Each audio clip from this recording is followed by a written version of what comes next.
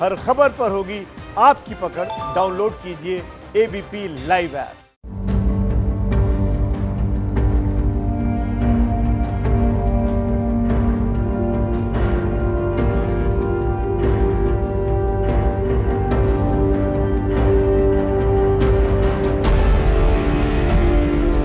Hello, मैं हूं रवि जैन और इस वक्त मेरे साथ मौजूद हैं नेटफ्लिक्स पर जल्द आने वाली सीरीज बेताल के तमाम कलाकार विनीत कुमार, आहना कुमरा, जितेंद्र जोशी और सुचित्रा पिल्लई। आप सभी का बहुत बहुत स्वागत है। शुक्रिया मेरे भाई। Thank you Ravi ji. Thank you so much. Vineet, आपसे शुरू करता हूं।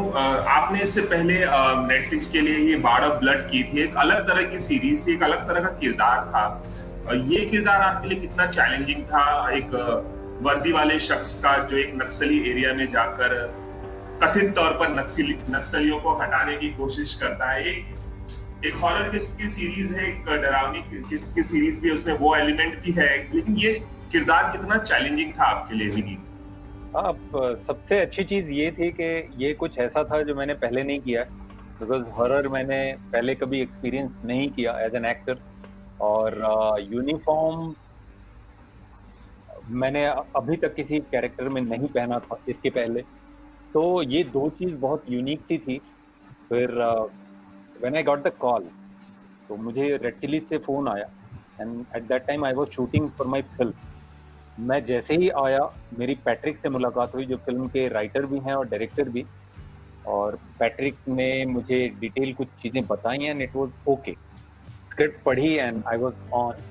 तो इसमें एज एन एक्टर मुझे कुछ नया करने का मौका था, और उसके लिए एक तो फिजिकल ट्रेनिंग की जरूरत थी, बिकॉज आप जब यूनिफॉर्म पहनते हैं तो उसे कैरी करना वो बिलीवेबल तभी लगता है जब आप जो भी ड्रिल कर रहे हैं, जो भी एक्शन है, उसे ग्रेसफुली आप कर सकें। तो उसके लिए फिजिकल ट्रेनिंग सबकी हुई थी। तो उस फिजिकल ट्रेनिंग में how you are going to plan the ambush, आप कैसे ग्रुप फॉर्मेशन करते हैं, how you are going to fight with guns, big guns, small guns, आप नाइफ अगर अलग अलग तरह की है उसे आप कैसे यूज करते हैं। एंड ये सारी चीजें शूट में काम आई। एंड उसके साथ जो मेरा कैरेक्टर है विक्रम सिरोही का, उसका पास्ट कुछ ऐसा है जो कहीं ना कहीं उसे परेशान करता है। ये एक डार्क सीक्रेट सा है उसके लिए, and it's haunted, he is dealing with it and he can't share with anybody. तो इस पूरी जो बैटल है बेताल्स के साथ शुरू होती है, तो एक्सटर्नल बैटल के साथ उसकी एक इंटरनल बैटल चल रही होती है। ये सारी चीजें मुझे बहुत इंटरेस्टिंग लगी थी। आहना, आपसे जानना चाहूंगा कि आपने भी इस तरह का किरदार कभी नहीं निभाया होगा। कितना चैलेंजिंग था आपके लिए आपको फिजिकली और मेंटली प्रिपेयर करना, और जब आपके पास ये किरदार आया तो आपका रिएक्शन क्या था? इसके बारे में कुछ बताइए। रवि जी, मैं जिस तरह की मेरा मतलब स्ट्रक्चर है, मुझे काफी बार ऐसे रोल्स ऑफर होते हैं जहां पर मुझे पुलिस ऑफिसर या एक बोल्ड कैरेक्टर का रोल ऑफर होता है। मुझे हालांकि पुलिस ऑफिसर्स के बहुत रोल ऑफर हुए हैं, लेकिन कभी एक आर्मी ऑफिसर का रोल ऑफर नहीं हुआ था। ट्रेनिंग जो एक आर्मी ऑफिसर की होती है एक बहुत अलग तरीके की होती है, क्योंकि आपको फिजिकली बहुत स्ट्रांग होना पड़ता है, apart from also being mentally very strong. Because battle field पर तो जो कुछ आप देखते हैं, खैर उसकी वजह से आपको एक इमोशनल दायरा ना रखते हुए एक बहुत ही प्रैक्टिकल दायरा रखना पड़ता है अपनी लाइफ का। तो आई थिंक जब मुझे ये रोल ऑफर हुआ, पराग मेहता जो कास्टिंग डायरेक्टर हैं, वो मेरे बहुत अच्छे दोस्त हैं। उन्होंने इनफैक्ट मुझे लिपस्टिक अंडर माय बुर्का और रंगबाज दोनों मेरे काफी मतलब इम्पोर्टेंट एक शो है, एक इम्पोर्टेंट फिल्म है मेरी लाइफ, उन दोनों ने भी कास्ट किया है। और जब मुझे इसके लिए कॉल उन्होंने किया, उन्होंने कहा कि ये रोल है तुम्हारा, इसके लिए तुम्हें ऑडिशन करना है, तो आई रिमेम्बर कि मैंने उसका पहला ऑडिशन दिया और दूसरा ऑडिशन निखिल महाजन ने मेरा लिया। और कोई स्क्रिप्ट नहीं दी, उन्होंने मुझे एक सीन दिया, सिरोही और मेरे बीच का सीन। मेरा किरदार है देसी आलू वालिया, आलू के नाम से वो जानी जाती हैं और पुकारी जाती हैं बास स्क्वाड में, जिसके हम लोग उस बास स्क्वाड के हिस्से में हैं। तो मैं थर्ड इन कमांड हूँ। सबसे पहली है सुचि, जो फर्स्ट इन कमांड है Tyagi, second in command Vikram Sirohi, और मैं थर्ड इन कमांड हूँ। जब मुझे उन्होंने कास्ट कर लिया, उसके बाद मुझे पता चला कि मेरे कैरेक्टर में, मेरे किरदार को एक स्कार है on the right side of her face. तो ये पूरा फेस पूरे शो में, हाँ, और पूरे शो में ये वो स्कार रहेगा। तो वो मुझे पता नहीं था जब मैं कास्ट हुई। कास्ट होने के बाद ये मुझे पता चला। और जब पहली बार मेरा क्या आपके लिए काफी डिफिकल्ट था इसे कैरी करना? जो फिगर फेस दिखाया गया है, जो प्रोस्थेटिक इस्तेमाल किए गए हैं काफी, क्योंकि थ्रू आउट आपको पूरे शो में ये कैरी करना था। वेल, फिजिकली मेरे लिए मुश्किल नहीं था, लेकिन हाँ, एक मेंटल वो होता है, बैरियर होता है आपके दिमाग में कि भाई ये कैसे रहेगा और क्या होगा। लेकिन हमारी टीम जो आई थी यूके से, मिलेनियल वीएफएक्स में रिबेका और कैरोलिना, रिबेका जिन्होंने ज्यादातर मेरा मेकअप किया है, मैंने काफी समय इस बार, इनफैक्ट एज एन एक्ट्रेस आपको आदत होती है कि आप मेकअप वैन में बैठे रहें, घंटों आपका मेकअप चलता है, आप खूबसूरत दिखती हैं एक तरीके से, मतलब आप एक तरीका होता है जिससे कि आपको पेशा, आई मीन आपको प्रेजेंट किया जाता है। बट आई फील कि जब मैं पहली बार अपना मैंने अपनी पहली बार प्रोस्थेटिक पैच पहनकर, जब मैं पहली बार अपनी वैनिटी से बाहर निकली, क्योंकि मेरे काफी घंटे प्रोस्थेटिक्स वैन में ही होते थे, जहां बेताल भी तैयार होते थे। तो मुझे 2 घंटे लगते थे वो प्रोस्थेटिक्स पैच लगाने में, और वो हर रोज एक नया लगता था। तो वो कुछ 60 पैचेस लेकर आए थे बनाकर, ये पैचेस बनकर आए थे मेरे यूके से। और जब मैं वो पहनती थी और बाहर निकली पहली बार, आई रिमेम्बर सब लोग रुक गए, सब लोगों की निगाहें मेरी तरफ थी, क्योंकि इट लुक्ड सो रियल। और मुझे भी पहली बार ऐसा लगा कि किसी के पास अगर मुंह पर कुछ स्कार हो तो उसको कैसा फील होता है, कैसे लोग बार बार पलट के उनको देखते हैं। एक अजीब सी फीलिंग आती है। तो to be able to get comfortable like that. But I think क्योंकि हमारे शो का मेन एस्पेक्ट वो नहीं था, हमारे शो का एस्पेक्ट था कि भाई ये स्क्वाड है, ये स्क्वाड ज़ॉम्बीज के अगेंस्ट फाइट कर रही है। और हम लोग की जो कंडीशंस थी, जिस तरह हम लोग शूट कर रहे थे, वो ऐसी थी कि हम लोग बारिश में भी शूट कर रहे थे, हम लोग धूप में भी शूट कर रहे थे। तो आधे टाइम तो मुझे बस यही लगता था कि भाई ये निकल ना आए। बट आई थिंक इतना अच्छा काम किया था हमारी प्रोस्थेटिक्स टीम ने। इनफैक्ट जब आपको, काफी चीजें होती हैं जो आपको तब समझ में आती हैं जब आप पहली बार पैच पहनते हैं। जब मैंने पैच पहना काफी समय तक, तो मुझे समझ में आया कि मैं इस साइड से बिल्कुल स्वेट नहीं कर सकती हूँ, मेरा पसीना इस तरफ से बह ही नहीं सकता है। और अगर पसीना बहेगा ज्यादा तो देयर इज अ पॉसिबिलिटी कि वो पैच निकल भी सकता है।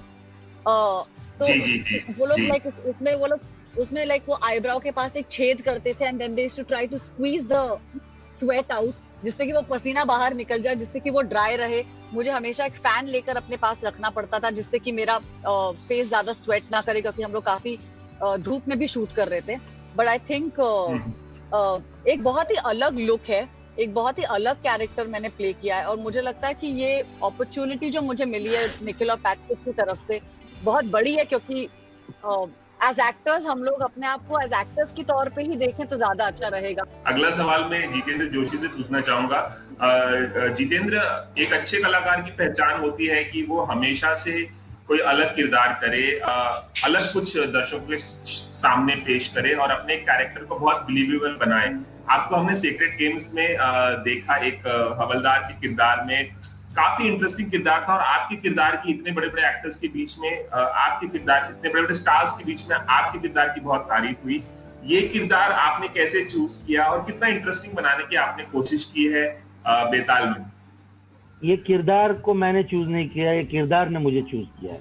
सबसे पहली बात ये कि मुझे तो पता नहीं था कि ऐसे ऐसे किरदार हैं, तो उसमें से जाके मैं उसको पकड़ लूं और ले लूं।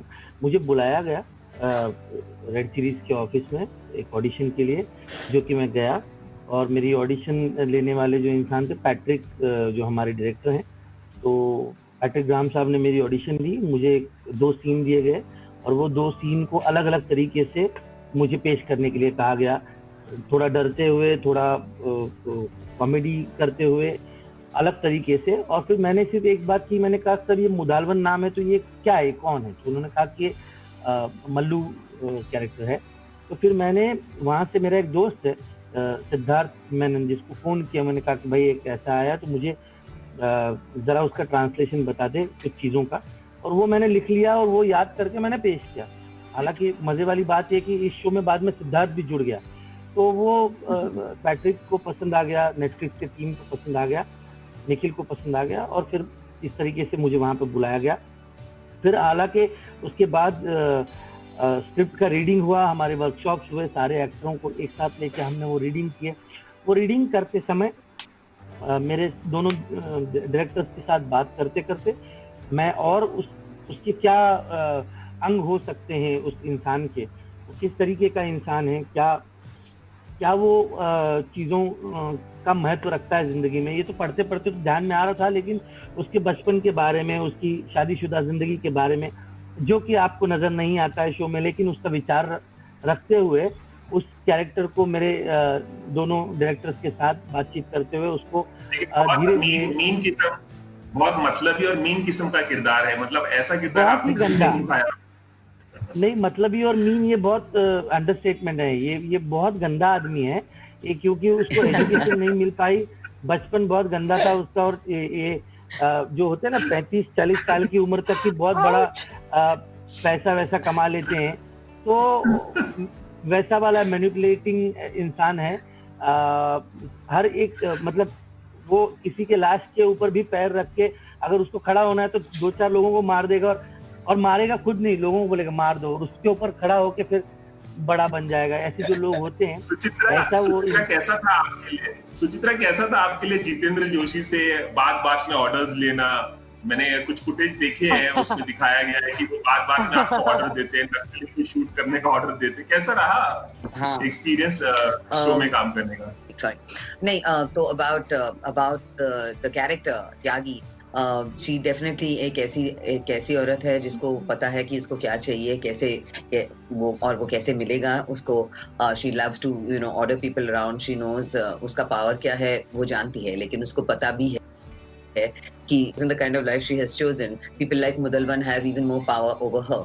दिखाना नहीं चाहती है, लेकिन क्या करे, करना पड़ता है। It's one of those things that she has to do what she has chosen, the path that she has chosen, frankly speaking. And Mudalwan is a big part of that. So yes, taking orders from him was very nice. I remember very much.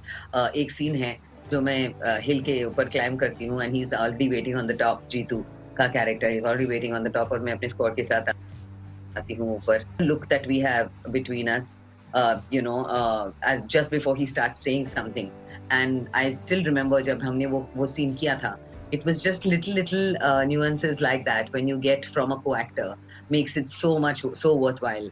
जो भी characters हम play कर रहे हैं, just makes it so much more worthwhile when you know that your co-actor has really got you, that you can play off them, और जो वो देना चाहते हैं वो देते हैं, and you can, और उस पे आप react कर सकते हैं। मैं आप सभी से जानना चाहूंगा, क्योंकि सीरियल ये जो शो है, ये इसमें एक स्कैरी एलिमेंट है, एक हॉरर एलिमेंट है, नाम भी इसका बेताल है। तो क्या आप लोग रियल लाइफ में, विनीत आपसे जानना चाहूंगा, क्या विनीत रियल लाइफ में आप ऐसे भूत प्रेत या ऐसी चीजों पर, स्पिरिचुअल चीजों पे, स्पिरिट्स में यकीन करते हैं, ऐसा कुछ विनीत? मैं मेरे बचपन में दादाजी के पेट के ऊपर बैठ के कहानी सुनता था, तो वो मुझे अपने पेट के, हाँ, और वो मेरे रियल दादाजी नहीं थे, उनको दादाजी हम लोग बोलते थे, बिकॉज मेरे ग्रैंडफादर की डेथ मैं बहुत छोटा था, आई थिंक मुझे कुछ याद भी नहीं है खास, लोग बताते हैं बस। तो वो जो दादाजी थे जिनको हम लोग दादाजी बोला करते थे, उनके वो कहानी सुनाते थे, और उनके पेट पे बैठ के मैं कहानी सुनता था। तो कई बार जब हम लोग बहुत शरारत करते थे तो वो भूत प्रेत की कहानियां सुनाते थे। मुझे पता नहीं, और तब कोई बच्चा कहीं नहीं जाता था, सब आसपास रहते थे, फिर कोई नहीं भागता था कहीं, और मुझे पता नहीं क्यों डर नहीं लगता। तो मैं भूत खोजने के चक्कर में मैं कई बार ऐसी जगहों पे गया हूँ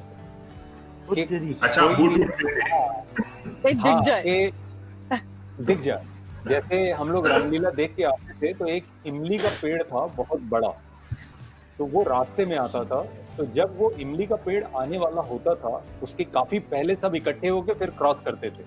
मैं इमली का पेड़ जब आता था उस समय गायब हो जाता था, और जब ये लोग क्रॉस कर जाते थे मैं अकेला जाता था कि शायद मिल जाए। मतलब भूत आपसे घबराता था कि अरे विनीत आया भागो। हाँ। नहीं, अरे इन दिस सीरीज, अरे बेबी बेताल आए भागो। आमना सामना नहीं हुआ, लेकिन एक चीज है, मैं एक चीज जरूर कहना चाहूंगा कि ये जो भूत प्रेत की कहानियां, शायद ही कोई ऐसा होगा जिसने भूत प्रेत की कहानियां ना सुनी। इनफैक्ट हम लोग शूट में और हम लोग शूट में भी कहीं जाते हैं और कई बार ऐसी लोकेशन होती हैं, ऑल ऑफ सडन ऐसा कहानियां फ्लड के जैसे आनी शुरू होती हैं, और फिर सारे अपने किस्से बताना शुरू करता है। अब उसमें कितना सच है कितना झूठ है। आना, आपने कभी कुछ ऐसे शूटिंग, सॉरी, हाँ जी रवि जी, आना आपने कभी कुछ ऐसे महसूस किया अपनी लाइफ में, जिंदगी में कुछ ऐसे स्केरी मोमेंट्स?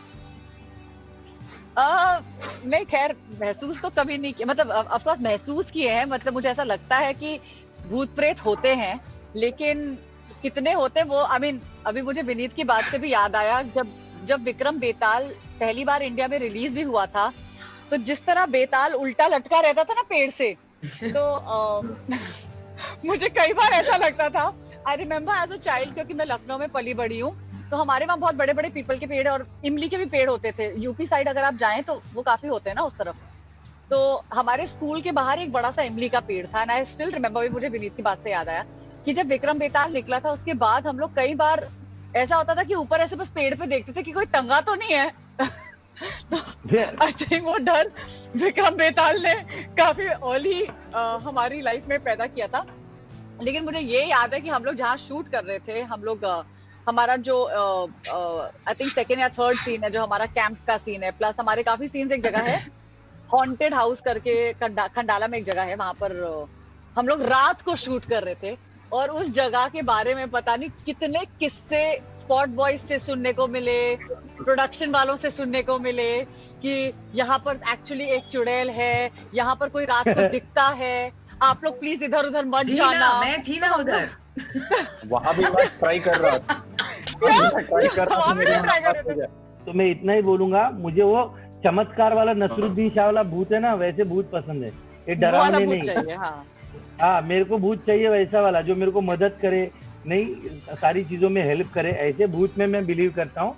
बाकी ये डराने वाले भूत वगैरह, खून पीने वाले वगैरह, वो गंदे लोग होते। मेरे को ये विनीत ढूंढे उसको मिले, विनीत ढूंढे उसको मिले वो भूत, मेरे को बेताल मिल गया, बहुत हो गया।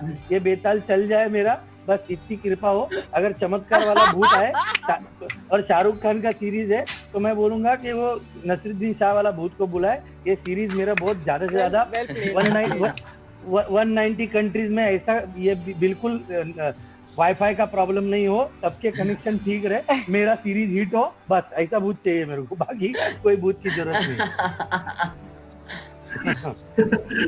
जितेंद्र, जाते जाते मैं आपसे दरख्वास्त करूंगा कि अभी जो लॉकडाउन का समय चल रहा है, आपने एक गाना पुलिस वालों को डेडिकेट किया है जो कोरोना वॉरियर्स बनकर रक्षा कर रहे हैं देश की। आप लोगों ने एक रैप को समर्पित किया है, हम चाहते हैं कि वो रैप सॉन्ग अगर आप थोड़ा सा सुनाए जाते हैं। जी, मैं एक तो पुलिस वालों पे जो हमले हो रहे थे तो मुझे उसका बहुत दुख हुआ, तो मैंने लिख दिया था। मैं चाहता था कि कोई और गाए, लेकिन वो डब शर्मा जी जिन्होंने इसका म्यूजिक किया, उन्होंने कहा आप गाओ, तो मैंने गा दिया। तो कुछ इस तरीके से है कि थोड़ी इज्जत दिखा, एक सैल्यूट तो मार, पुलिस वाला भी है इंसान, वो भी पड़ता बीमार। नहीं नहीं नहीं नहीं, वो बाहर निकलेगा नहीं तो बैठ जाएगा, वो घर पे ड्यूटी करेगा नहीं तो सबकी खटिया खड़ी हो जाएगी, बात बड़ी होके सुरक्षा का इंतजाम हो जाएगा तमाम। जरा देख पब्लिक आम दिन रात सुबह शाम जिसके दम पे घूमता है, आसमां को चूमता है। आज घर में वो बंद, पुलिस वाले थोड़े चंद करुणा को झेल रहे ले, जान पे वो खेल रहे ले, लेकिन फिर भी वो ऑन है, मान ले वो मान है, शान है, जान नाच पुलिस ही भगवान, थोड़ी इज्जत दिखा, एक सैल्यूट तो मार, पुलिस वाला भी है इंसान, वो भी पड़ता बीमार।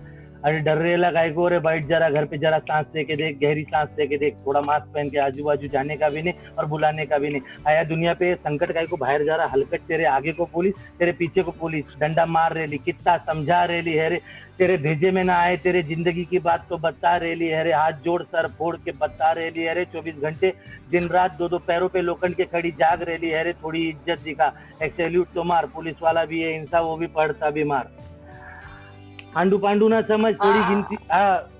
धन्यवाद धन्यवाद, बहुत बहुत अच्छा लगा। अभी नेटफ्लिक्स वाले बंद कर रहे, उससे पहले अपन बंद कर डाले। Thank you. तो लेकिन स्क्वाड की इज्जत करो, दैट्स इट, मैं यही कहना चाहता हूँ। भूत को तो हेल्प करे। शुक्रिया।